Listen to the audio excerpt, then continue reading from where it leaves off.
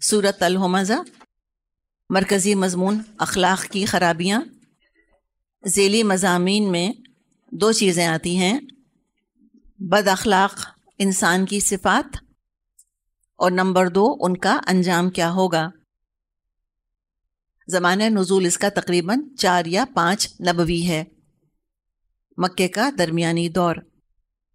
شروع ہوتی ہے بسم اللہ الرحمن الرحیم، ویل لکل ہمزۃ لمزہ الذی جمع مالا وعددہ یحسب ان مالہ اخلدہ۔ تباہی ہے ہر اس شخص کے لیے جو منہ در منہ لوگوں پر تان اور پیٹھ پیچھے برائیاں کرنے کا عادی ہے، جس نے مال جمع کیا اور اس کو گن گن کر رکھا، وہ سمجھتا ہے اس کا مال ہمیشہ اس کے پاس رہے گا۔ ویل کا لفظ قرآن میں تقریباً 27 دفعہ آتا ہے، 27 ٹائمز۔ قرآن کی کل 2 سورتوں کا آغاز ویل سے ہوتا ہے، ایک ویل للمطففین ہم پڑھ چکے ہیں، اور دوسری ویل لکل ہمزۃ لمزہ۔ جیسے ہم نے بات کی تھی ابھی کہ ہمزہ اور لمزہ انٹرچینجبل ہیں، تقریباً ایک ہی ان کا مطلب ہے، دونوں ساتھ ساتھ آئے ہیں تاکہ ایک پورا نقشہ ہمارے سامنے رکھ دیں کہ کیا انداز ہے جو اللہ کو پسند نہیں ہے اور کس طرح کے الفاظ ہیں جو اللہ کو پسند نہیں ہیں۔ تب اس میں کیا کیا آتا ہے، لکھتے جائیں آپ۔ پیٹھ پیچھے غیبت کرنا، بیک بائٹنگ، مذاق اڑانا، سامنے بیٹھ کے طنز کرنا یا تانا دینا، ہاتھوں سے اشارے کرنا تاکہ دوسرے کی بے عزتی ہو، حقارت کا سلوک کرنا، چاہے پورے ارادے کے ساتھ ہو یا مذاق میں ہو۔ پورے ارادے کے ساتھ کسی کا مذاق اڑایا جا رہا ہے، حقارت کا سلوک کیا جا رہا ہے، یا مذاقی مذاق میں مذاق اڑایا جا رہا ہے۔ نقلیں اتارنا، چغلیاں لگانا۔ چغلی سمجھتے ہیں؟ چغلی کیا ہوتی ہے؟ غیبت ہی کی بہن ہے، ٹوین۔ کس طرح کی ٹوین بہن ہے غیبت کی؟ غیبت کا مطلب یہ ہوتا ہے کہ ایک شخص کی برائی اس کے پیٹھ پیچھے دوسرے سے کر لی جا کر، وہ خود بہت بڑا مسئلہ ہے غیبت۔ چغلی یہ ہے کہ 2 محبت کرنے والے لوگوں کے دلوں کو پھاڑنے کے لیے بات کرنا، ایسی غیبت جو 2 لوگوں کا دل پھاڑ دے، ایک کی شکایت لگانا دوسرے کے سامنے۔ مثال کے طور پہ ساس اور بہو میں بہت محبت ہے، اب ساس کے سامنے بہو کی ایسی بات کہنا، اب جا کے بہو کی بات ساس کو بتانا کہ آپ کی بہو بیٹھ کے آپ کو برا بھلا کہہ رہی تھی، اس سے کیا ہوگا؟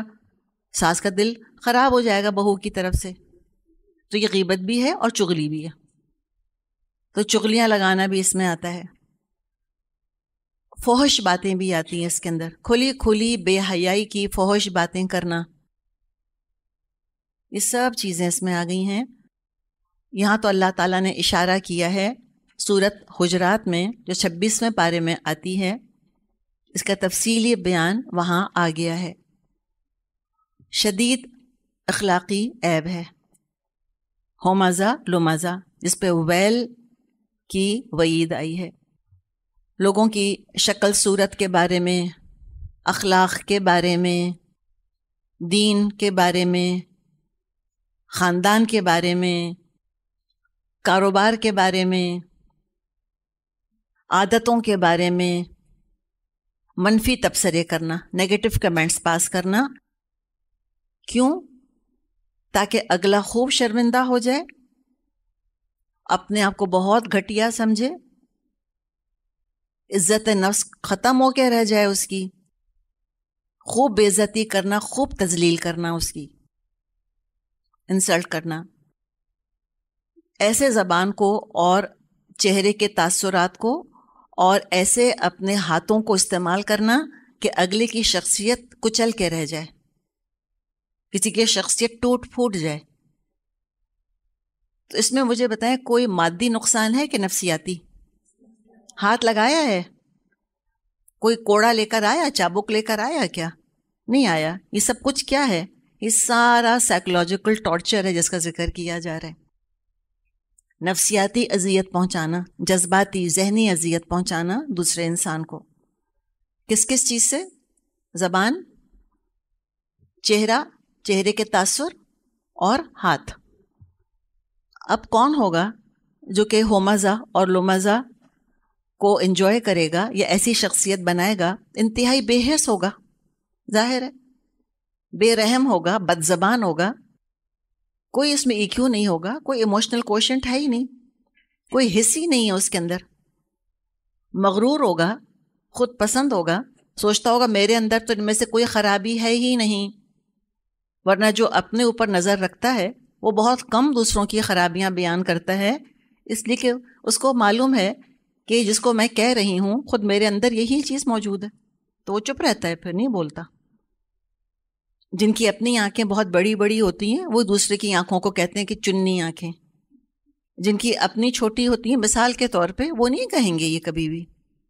جن کا اپنا رنگ بہت سرخ سفید ہوتا ہے وہی کہتے ہیں توے جیسے رنگ والی. جن کا اپنا رنگ کم ہوتا ہے وہ نہیں کہیں گے کسی کو. تو کوئی اپنے آپ کو کچھ سمجھ ہی رہا ہے نا، تبھی تو دوسروں کو برا بھلا کہا ہے، گھٹیا سمجھا ہے. تو انتہائی بے حس، بے رحم، بد زبان، مغرور، ایروگنٹ، پراؤڈ، خود پسند، نارسسسٹک پرسنالٹی کی علامتیں ہیں. سک پرسنالٹی کی بات کی جا رہی ہے. ہومزہ لومزہ کیا ہے؟ اٹس اے روٹن سک پرسنالٹی، گلی سڑی بیمار شخصیت. اور یہ کسی کو نہیں بخشتے. یہ تا نے بتا دیا، ایک آدھ دفعہ کی بات نہیں ہے کہ زبان سے کچھ پھسل گیا. ہر وقت ایسی ہی باتیں کرتے ہیں. کسی کو نہیں بخشیں گے، نہ چھوٹے کو، نہ بڑے کو، نہ باس کو، نہ چپڑاسی کو، نہ امیر کو، نہ غریب کو، حتیٰ کہ نہ زندہ کو، نہ مردہ کو. مردے کو بھی نہیں بخشیں گے کہ اس کے چہرے پر تو کالک چھائی تھی، اللہ معاف کرے، پکا جہنمی لگ رہا ہے مجھ کو. تو ہوتا ہے ہمارے یہاں کہ نہیں ہوتا؟ پیدا ہوئے بچے کو نہیں چھوڑیں گے، بوڑھے کو نہیں چھوڑیں گے.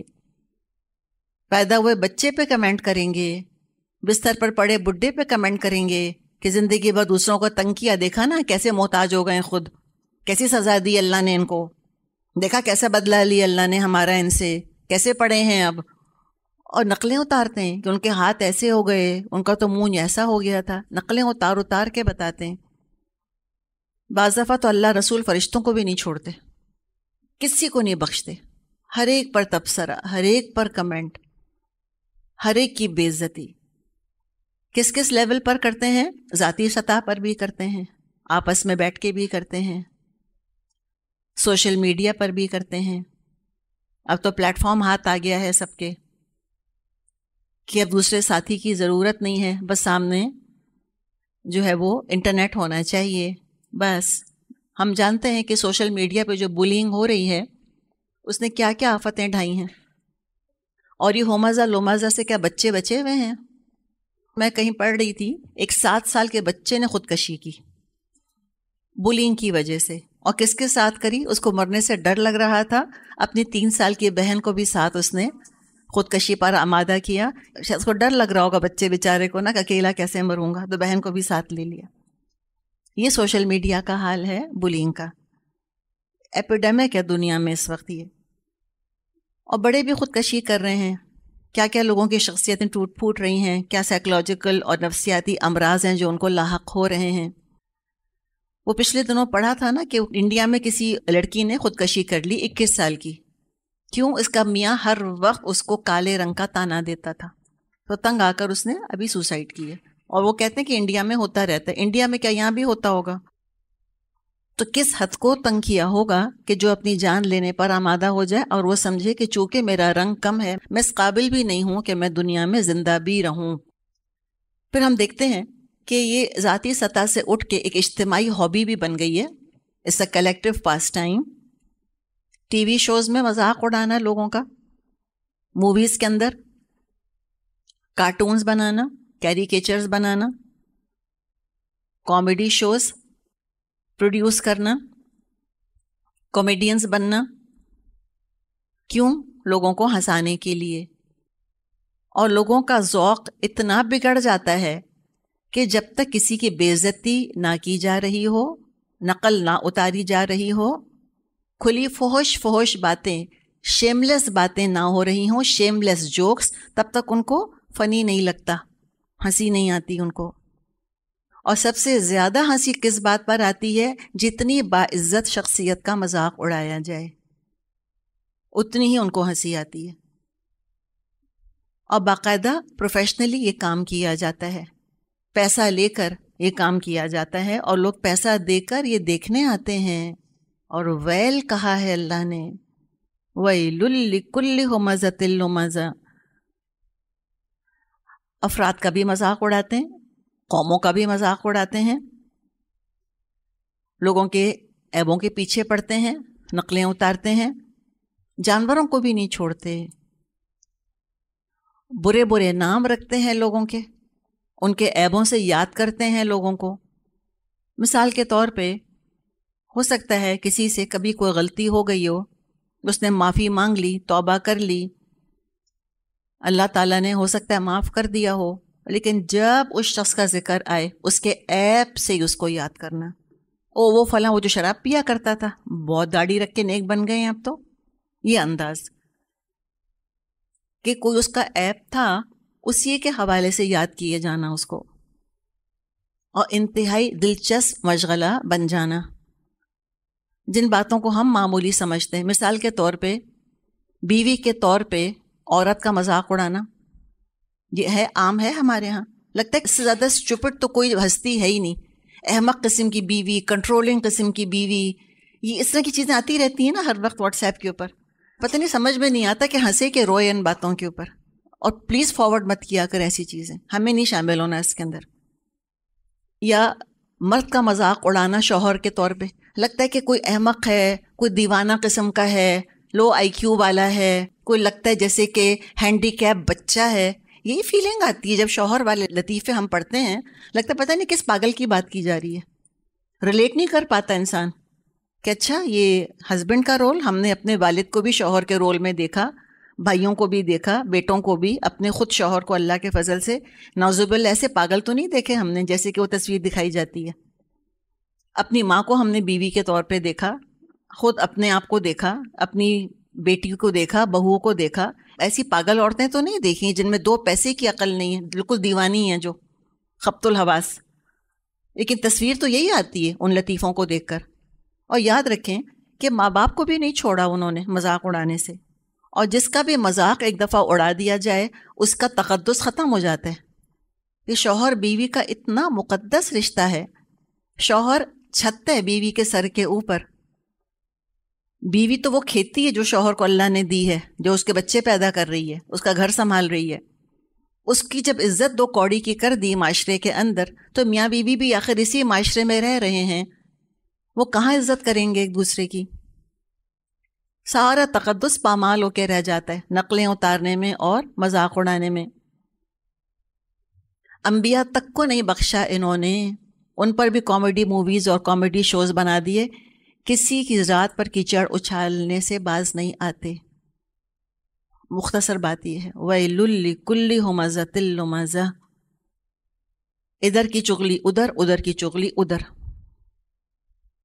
ایک لڑکی کہہ رہی کہ میری ساس اتنی اچھی ہیں، اتنا خیال کرتی ہیں، 1 دفعہ سنا، 2 دفعہ سنا، تیسری مرتبہ کا رہنے دو، تم کو بہت اچھی لگتی ہیں۔ پتہ ہے کیا کہہ رہی تھیں وہ تمہارے لیے؟ کہتی اتنی پھوڑ ہے میری بہو، کچن سے نکلتی ہے سارا الٹ کے نکلتی ہے۔ وہیں خراب ہو گیا نا دل، پورا تعلق برباد کر دیا نا چند الفاظ نے۔ ایسی پھانس چبھے گی دل میں، وہ کبھی نہیں نکلے گی۔ اسی کہ اتنی تو مورل کریج ہوتی ہی نہیں کہ ہم جا کے کسی سے پوچھیں، ہم کہنے والے کی بات پہ یقین کر لیتے ہیں کہ ہاں ایسے ہی کہا ہوگا۔ اور انداز کچھ لوگوں کا ایسا ہوتا ہے طنز اور طعنے کا کہ ایک دفعہ طنز کیا، ریاکٹ نہیں کیا، مثال کے طور پہ کسی نے، سامنے والے نے، ان کو بہت زیادہ مایوسی ہوتی ہے، پھر دوبارہ طنز کریں گے، پھر طنز کریں گے، پھر طعنہ دیں گے، پھر کچھ کہیں گے، پوک کرتے رہیں گے، کرتے رہیں گے، کرتے رہیں گے، جب تک اگلا پرووک ہو کے ریاکٹ نہ کر بیٹھے، تب ان کو ٹھنڈک پڑتی ہے جا کر۔ لوگوں کے چہرے پر ذلت اور شرمندگی کا تاثر ان کے دل کو ٹھنڈک پہنچا دیتا ہے، لگتا ہے کہ بس زندگی کا مقصد حاصل کر لیا۔ بچوں کو نہیں بخشتے، بچوں کا مذاق، بچوں کی نقلیں، حسد کی وجہ سے بھی کرتے ہیں، نفرت کی وجہ سے بھی کرتے ہیں یہ سب کچھ، یا صرف ہنسنے ہنسانے کے لیے کرتے ہیں. یہ بھی لوگوں کو مرض ہو جاتا ہے ہنسنے کا. اللہ تعالی ہمیں اس مرض سے بچائے. آپ صلی اللہ علیہ وسلم نے فرمایا ہے وَإِيَّاكُمْ وَكَثْرَةُ الضَّحِكِ، دیکھو بچنا تم بہت زیادہ ہنسنے سے. ہنس رہے ہیں اور برائیاں کر رہے ہیں، سب سے زیادہ افسوس کی بات یہ کہ اندازہ ہی نہیں کتنے سخت عذاب کے مستحق ہو رہے ہیں. جس کی شخصیت اتنی لغ بن چکی ہے تو وہ جنت میں کیسے داخل ہوگا؟ اس لیے کہ جنت میں تو جنتی کو اللہ لغ باتوں سے بھی محفوظ رکھے گا. ایسی عادتوں والے بھلا جنت کے قابل کیسے ہو سکتے ہیں؟ تو سبق بہت بڑا ہے میرے اور آپ کے لیے کہ اپنی گفتگو اور دوسروں کی گفتگو کا محاسبہ کریں اور دعا کریں کہ اللہ تعالی ہماری زبانوں کا تزکیہ کر دے، پاک کر دے. ایسا نہیں ہے کہ اس بیماری کا علاج نہیں ہو سکتا، بالکل ہو سکتا ہے. پہلے تو روٹ دیکھ لیں کہ یہ برائی پیدا ہوتی کیوں ہے. یہ ہوتی ہے بہت زیادہ بولنے کی وجہ سے. اور بولنا بھی کیا، دیکھیں آپ کو میں بتاؤں، خود ہم بھی سمجھیں گے، سب سے یوزلیس چیز ہے ڈسکشن. کنٹرول کر لیں اپنے آپ کو. شادی سے آ کے میں ڈسکس نہیں کروں گی. جیسے اس دن ایک خاتون نے کہا بھی تھا ایک اسٹوڈنٹ نے کہ ہم میک اپ وغیرہ کہاں سے کروایا، کتنے کا تھا، بات یہاں سے شروع کرتے ہیں کہ اتنے کا کرایا، پھر گمان کرتے ہیں کہ اتنے کا تو ہوگا، اس کے بعد کمنٹ کرتے ہیں کہ فائدہ کیا ہوا، اور بد لگ رہی تھیں پہلے سے بھی. پھر مذاق اڑاتے ہیں کہ منہ دھو کر نکلی ہوں گی تو میاں نے پہچانا ہی نہیں ہوگا. اس عمر میں کچھ زیب دے رہا تھا ان کو، 70 سال کی عمر میں جو ہے وہ 20 سال کا بننے کی کوشش کر رہی تھیں. تو ہم وی گو on and on and on. ایک زہر سے اگلا، اس سے اگلا، ایک سانپ، اس کا انڈا، اس انڈے سے ایک اور بچہ، پھر وہ سانپ، پھر وہ، ایک سلسلہ چلتا رہتا ہے، چلتا رہتا ہے، چلتا رہتا ہے. تو ڈسکشن نہیں کیا کریں. خاموشی بہت اچھی چیز ہے. انجام کا علم اگر ہوگا تو انسان تول تول کے بولے گا دوسروں کے بارے میں. اور یہ کوشش کریں کہ ذات کے بارے میں بات نہ کریں، نہ اپنی ذات کے بارے میں، نہ دوسروں کی ذات کے بارے میں. اور یہ آسان نہیں، اس لیے کہ ہمارا سارا گفتگو کا موضوع دوسروں کی ذاتیں ہوتی ہیں، یا اپنی تعریفیں یا دوسروں کی برائیاں، اپنے بچوں کی تعریفیں، دوسرے بچوں کی برائیاں. یہ کریں، دوسرے دعا کریں کہ اللہ دوسروں کے جذبات کا احساس کرنے والی بن جاؤں میں، کہ میرے الفاظ کا سامنے والے پہ اثر کیا پڑ رہا ہے. یہ جو میں نے چہرے کا تاثر ایسا بنایا تھا اور میں نے جو اس طرح اپنی آواز بنائی تھی، اس کا امپیکٹ کیا ہوا دوسرے کے اوپر. کچھ تو سوچیں، اللہ کے واسطے سوچیں، میں بھی اور آپ بھی، کہ میں نے اتنا چیخ کر بات کیوں کی تھی، میں نے اس لفظ کے ساتھ ایک اور لفظ ایڈ کیوں کیا تھا، کوئی فائدہ؟ تو دوسروں کے جذبات کا احساس کریں. اللہ تعالیٰ سے دعا کریں کہ اللہ تعالیٰ مجھ کو اور آپ کو EQ عطا فرما دے. بہت امپورٹنٹ چیز ہے. بہت ہی پرسکون اور سکون دینے والے ہوتے ہیں وہ لوگ جن کے اندر حساسیت ہوتی ہے، جو دوسروں کے جذبات کو سمجھتے ہیں اور دوسروں کے جذبات کا خیال کرتے ہیں. 2 چیزیں یہ ہو گئیں. تیسری، نرم کلام کی عادت ڈالنے. یہ بھی پوچھا جا سکتا ہے بھئی یہ کام کیوں کیا تھا، کیوں کیا تھا یہ کام، یہ بھی کہا جا سکتا ہے. اس سے مجھے بتائیں اس سے کیا ہو جائے گا. ہم پتہ نہیں کیا سمجھتے کہ جتنا غصہ کریں گے اتنے باروب لگیں گے، لوگ ہم سے ڈریں گے. اور سب سے بڑی ہمارے ہاں جو ایک مشکل ہے وہ یہ ہے کہ جیسے جیسے عمر بڑھتی جاتی ہے تلخی بڑھتی چلی جاتی ہے. سمجھتے بڑھاپے کی وجہ سے ہمیں حق حاصل ہو گیا، جس سے جس طرح چاہے بات کریں. ہم نے پالا، ہم نے پوسا، ہم نے خیال کیا، ہم نے سپورٹ کیا، اب میری مرضی، میں ڈانٹوں سب کے سامنے، میں بے عزتی کروں، میں چیخوں ان کے اوپر. فخر سے بعض دفعہ خواتین کہتی ہیں ایسی میں نے خبر لی اس کی سب کے سامنے. کس نے رائٹ دیا آپ کو کہ آپ نے ایسی باتیں کریں؟ وہ یہ سمجھتے ہیں کہ شاید بزرگی کا کوئی لازمی حصہ ہے یہ، سب کے سامنے ڈانٹ دینا، خبر لے لینا، بے عزتی کر دینا، کسی کا تماشا بنا دینا. یہ کسی کو حق نہیں ملا. اللہ نے لائسنس نہیں دیا کہ 60 سال کے بعد جو مرضی بولنا شروع کرو. تو عمر کے ساتھ ساتھ اور زیادہ محتاط ہونے کی ضرورت ہے کہ نرم کلام کی عادت ڈالیں. ایک اور عادت کیا؟ تنقیدی مزاج سے بچیں. ہر ایک پر تنقید، اللہ اکبر. نہ کسی کا بچہ چھوڑا، نہ اس کا کتا چھوڑا، نہ اس کا لباس چھوڑا، کچھ نہیں. نہ پکانا، نہ گھر رکھنا، نہ شکل، نہ قد، نہ وزن، نہ لباس. ہر چیز پر کمنٹ، ہر چیز پہ تبصرہ، ہر چیز پہ کرٹیسزم. تو یہ جو تنقیدی مزاج ہے یہ انسان کو لازمی بد مزاجی تک پہنچاتا ہے. تنقید کرنے والے بہت بد مزاج ہوتے ہیں، آپ خود آزما کے دیکھ لیں. چلتی ہوا سے بھی شکایت ہے ان کو. تو ہم سوچیں کہ اچھا یہ سب کچھ نہیں کریں تو کیا کریں.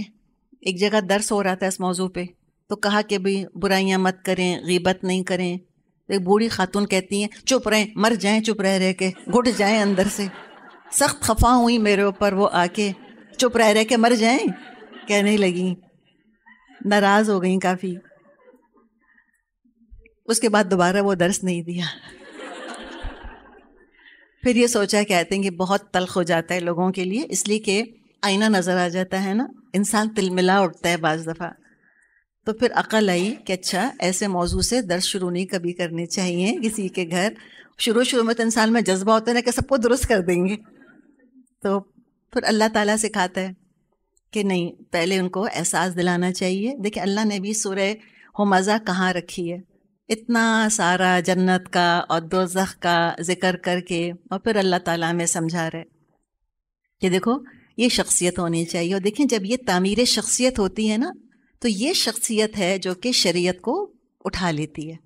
تعمیر شخصیت کے ساتھ شریعت کی ذمہ داری آتی ہے.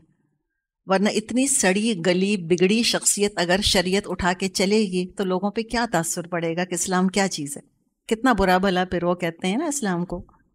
تو دیکھیں نا میری اور آپ کی ذمہ داری کتنی بڑی ہے. ابھی شریعت کا کوئی حکم نہیں آیا، صرف شخصیت شخصیت شخصیت، کہ اچھے انسان بنو تب کہیں جا کے تم اچھے مسلمان بنو گے. تب کیا کریں؟ تعمیری مفید موضوعات پر گفتگو کی عادت ڈیولپ کریں. رفتہ رفتہ ریپلیس کریں چیزوں کو، ہو جائے گا انشاءاللہ تعالی. پہلے بھی ہوا ہے لوگوں کے ساتھ، اب بھی ہوگا انشاءاللہ. اس لیے کہ جس ماحول میں رہتے ہیں ہم بھی اسی طرح کی باتیں کرتے ہیں. آہستہ آہستہ عقل آتی ہے، اللہ سکھاتا ہے، اللہ تزکیہ کرتا ہے ہمارا.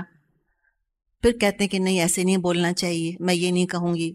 تو آہستہ آہستہ انسان کیا کرتا ہے؟ پہلے کمنٹس کرنا چھوڑتا ہے دوسروں کے اوپر.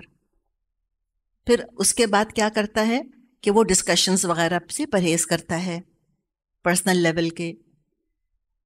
نہ نیگیٹو کریں نہ پازیٹیو، بس رہنے دیں، جو ہے الحمدللہ اچھا ہے. کوئی اور بات شروع کرے تو کہیں دیکھیں فائدہ اس کا فائدہ کیا ہو رہا ہے. میں اور آپ بیٹھ کے فلاں کو ڈسکس کر رہے ہیں، آپ مجھ سے بیٹھ کے اپنی بیٹی یا بہو یا بیٹے کی یا داماد یا شوہر کی برائی کر رہی ہیں، تو فائدہ کیا ہو رہا ہے؟ میں تو کچھ بھی نہیں کر سکتی آپ کے لیے. تو کوئی تعمیری مفید موضوع جو ہے اس پر گفتگو کی عادت ڈالیں، اور پھر ایسا ماحول بنائیں کہ ماحول میں سب اسی طرح پھر آپ کے ساتھ بیٹھ کے بہتر باتیں کرنے لگیں. ایک اور چیز آپ آزما سکتی ہیں. لوگوں کو عام طور پہ اپنے پرانے دکھ اور غم بیان کرنے کی عادت ہوتی ہے کہ اللہ تعالیٰ میری ساس کو کروٹ کروٹ جنت نصیب کرے، اتنا تنگ کیا مجھ کو، اتنا تنگ کیا. بعض دفعہ میں نے خود دیکھا ہے کہ لوگ رونے لگتے ہیں، پرانے قصے سنا کے رونے لگتے ہیں، 40 سال 50 سال کے بعد رو رہے ہیں. تو ان سے ہم یہ کہہ سکتے ہیں کہ دیکھیں آپ خود اپنے آپ کو تکلیف پہنچا رہی ہیں، کیا فائدہ؟ معاف کر دیں، چھوڑ دیں، دعا کر لیں، رہنے دیں، جانے دیں. کہتے ہیں ہاں جانے دیا، صبر کر لیا. ہاں ایک بات رہ گئی، یہ بتاؤں، یہ تو رہ گیا قصہ. جب شادی ہو کر آئی تھی تو کیا کیا تھا؟ میں نے خود سنا. میں دروازے کے پیچھے تھی، میرے میاں سے وہ یہ کہہ رہی تھی بھئی آپ چھپی کیوں دروازے کے پیچھے جا کے. اور کہتے ہیں نا کہ کنسوئی لینے والا اپنے بارے میں کبھی اچھی بات تو سنتا نہیں، تو فائدہ جاسوسی کرنے کا کوئی فائدہ نہیں. تو لہٰذا یہ ایک ایشو ہے، اور یہ ہم نہ سوچیں کہ کوئی یہ پاکستان کا کوئی لوکلائزڈ ایشو ہے، یہ دنیا بھر کا ایشو ہے. 60% لوگ ورک پلیسز میں غیبت کرتے ہیں. یہ امریکہ، افریقہ، یورپ، ہر جگہ یہ ہے. اور اب وہ اس پہ ورک شاپس ڈیولپ کرا رہے ہیں. کہتے ہیں کہ اس وجہ سے اتنا زیادہ نیگیٹو ماحول بنتا ہے اور لوگوں کے اندر کام کرنے کی صلاحیت جو ہے وہ متاثر ہوتی ہے لوگوں کی. تو اس نیگیٹو کلچر کو وہ کم کرنا چاہ رہے ہیں غیبت کی، اور کب سے بتا دیا قرآن نے ہم کو کہ تم یہ نہیں کرو۔ ایک تو یہ خرابی ہے، ویل ہے کس کے لیے؟ لِكُلِّ ہُمَزَةٍ لُمَزَةٍ، ہر اس شخص کے لیے جو منہ در منہ لوگوں پر تان اور پیٹھ پیچھے برائیاں کرنے کا عادی ہو۔ الَّذِي جَمَعَ مَالًا وَعَدَّدَ، جس نے مال جمع کیا اور گن گن کے رکھا۔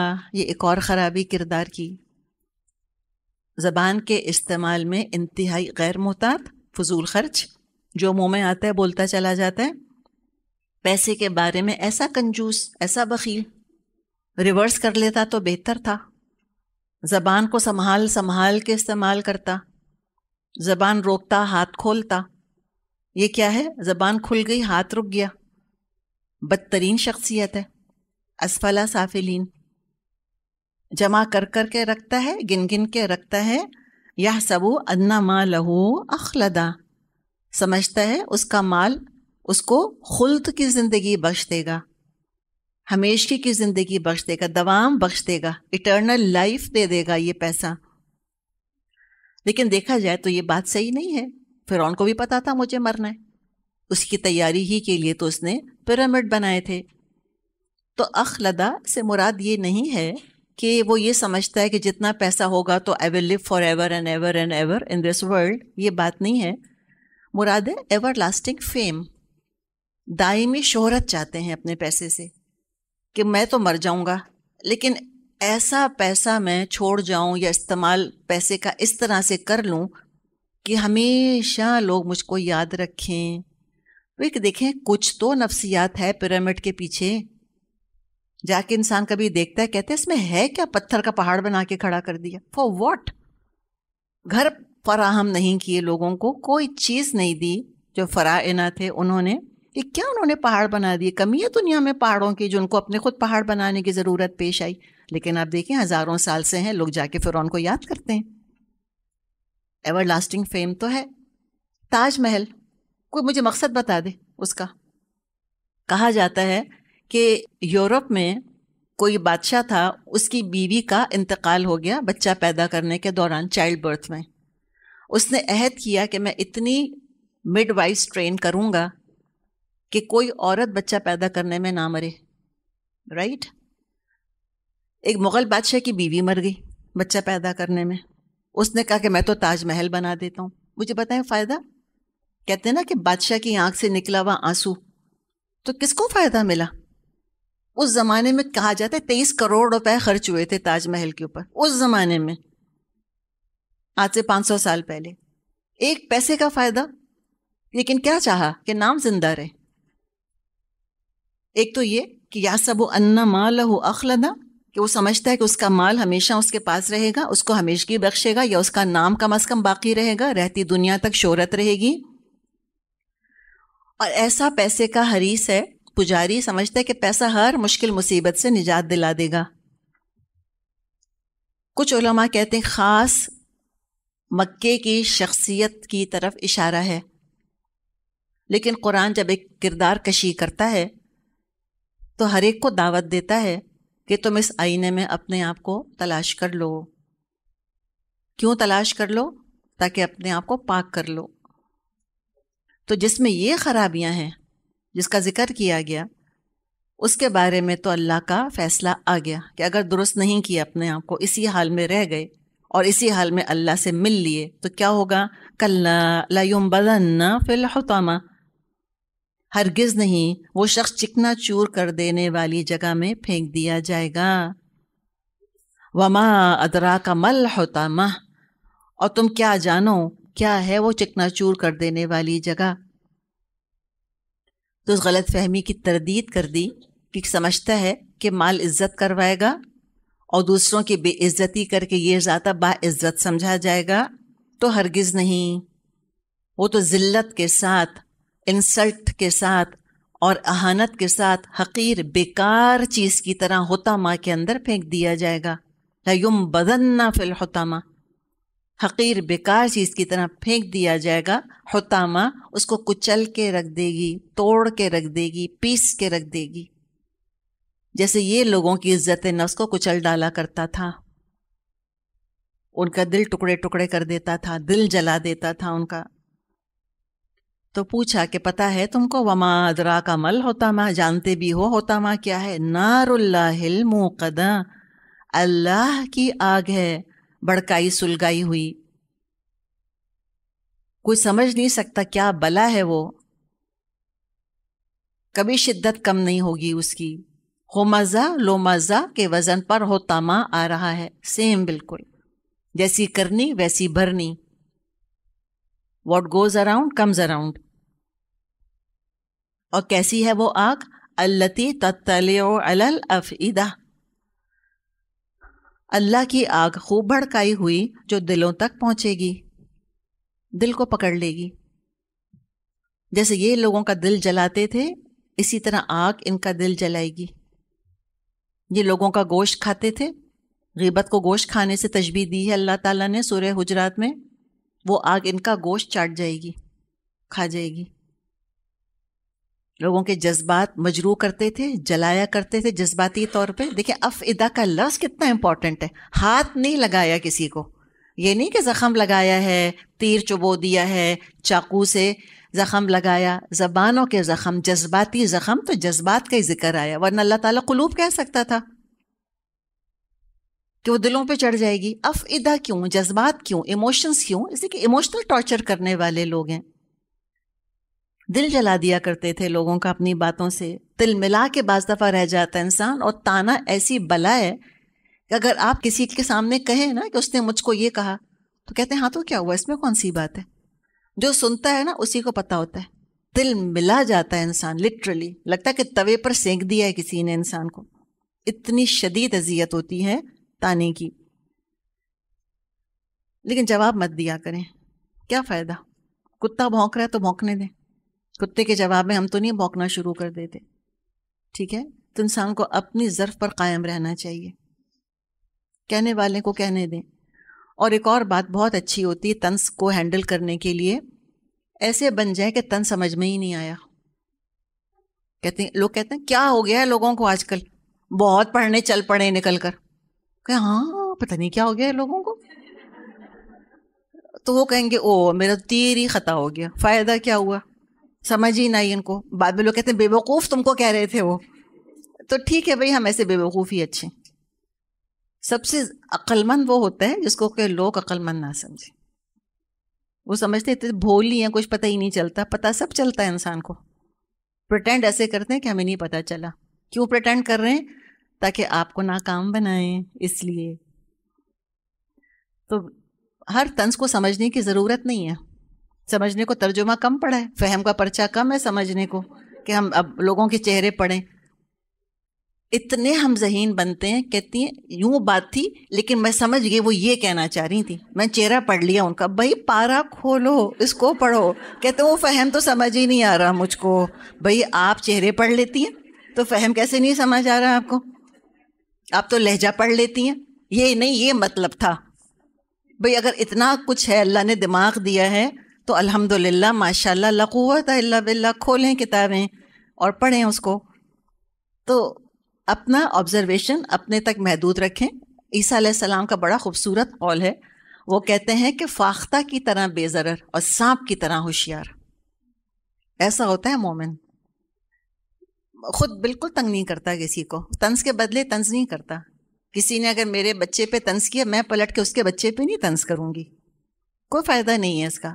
لیکن سانپ کی طرح ہوشیار، بے ضرر بن کے رہیں. دوسروں کو تنگ مت کریں، اپنی زبان سے اذیت نہیں پہنچائیں، لیکن ہوشیار رہیں. مومن ایک سوراخ سے 2 دفعہ نہیں ڈسا جاتا. تو فرمایا کہ یہ وہ آگ ہے جو ان کے دلوں پہ چڑھ جائے گی، ان کے دلوں کو جلا دے گی. اور کیا ہوگا؟ انہا علیہم مؤصدہ، اور ان پر ڈھانک کر بند کر دی جائے گی تاکہ ساری ہیٹ اندر رہ جائے، کوئی ہیٹ ڈسپیٹ ہوگی نہیں. دیکھیں الفاظ کا معاملہ بھی یہ ہے نا، یہ جو تکلیف دہ الفاظ ہوتے ہیں یہ خالی ایک دفعہ نہیں تکلیف دیتے، یہ انسان کو مسلسل تکلیف دیتے رہتے ہیں، مسلسل تکلیف دیتے رہتے ہیں. کہتے ہیں کہ تلوار کا گھاؤ بھر جاتا ہے، زبان کا گھاؤ نہیں بھرتا. کہتے ہیں نا، تو یہی بات ہے یہاں پہ دراصل کہ وہ بھی آگ ڈھانک کر بند کر دی جائے گی ان پر کہ سفر کیے جائیں. فی عمد ممددہ، اس حالت میں کہ وہ اونچے اونچے ستونوں میں گھرے ہوئے ہوں گے۔ اللہ تعالیٰ مجھ کو اور آپ کو اس عظیم گناہ سے اپنی پناہ میں رکھے۔ اتنا بڑا گناہ ہے اور چند الفاظ اور اتنی تولہ بھر کی زبان ہلانے سے ہو جاتا ہے، اور کوئی احساس نہیں ہوتا کہ کیا جہنم کما رہے ہیں اپنے لیے، کیا جہنم کے شعلے جمع کر رہے ہیں، کیا سانپ بچھو جمع کر رہے ہیں اپنے لیے۔ تو اللہ تعالیٰ سے دعا کریں اللہ بس میری زبان کو نرم کر دے۔ وہ جو میں دعا کی ہے نا کہ اللہم اجعل فی قلبی نورا سے وفی لسانی نورا، یہی دعا ہے دراصل کہ اللہ میری زبان میں نور ڈال دے۔ اصلاح کا کام ضرور کریں، اچھی باتیں ضرور بتائیں، بعض دفعہ انسان کو تنقید کرنی بھی ہوتی ہے، خرابی پوائنٹ آؤٹ کرنی بھی ہوتی ہے، وہ انشاءاللہ سورہ حجرات پہ اللہ نے پہنچایا خیر عافیت سے ہم سب کو اللہ تعالیٰ جمع رکھے۔ اسی طرح انشاءاللہ ہم 26ویں پارے پر پہنچیں گے، وہاں پہ سب تفصیل آ جائے گی انشاءاللہ اللہ نے چاہا۔ آپ کے ذہن میں سوال آ رہا ہوگا کہ کس کو غیبت کہتے ہیں، کس کو غیبت نہیں کہتے، کیا پیٹھ پیچھے ہر بات غیبت ہوتی ہے؟ تو اس کی کیٹیگریز انشاءاللہ وہاں ڈسکس کریں گے کہ پیٹھ پیچھے کون سی بات غیبت ہے اور پیٹھ پیچھے کون سی بات غیبت نہیں ہے، ٹھیک ہے نا، وہ تو الگ موضوع ہے انشاءاللہ۔ فی الحال بس جو اللہ نے محتاط کیا کہ دیکھو اے مسلمانوں تم کو شریعت کا بوجھ اٹھانا ہے، مجھ کو اور آپ کو اللہ سنا رہا ہے کہ ہم 30واں پارہ کر رہے ہیں کہ اب تم پہلا پارہ پڑھو گے اور اس میں شریعت کے احکامات آئیں گے، تو شخصیت ایسی بناؤ، اپنی تعمیر شخصیت کرو، کیریکٹر بلڈنگ کرو، تاکہ ایک پاک شخصیت پر شریعت پرنٹ ہو آ کر۔ ناپاک چیز کے ساتھ اگر پاک چیز مل جائے گی تو نتیجہ اچھا نہیں نکلے گا۔ تو شخصیت کو بہرحال ہمیں پاک تو کرنا ہے انشاءاللہ تعالی۔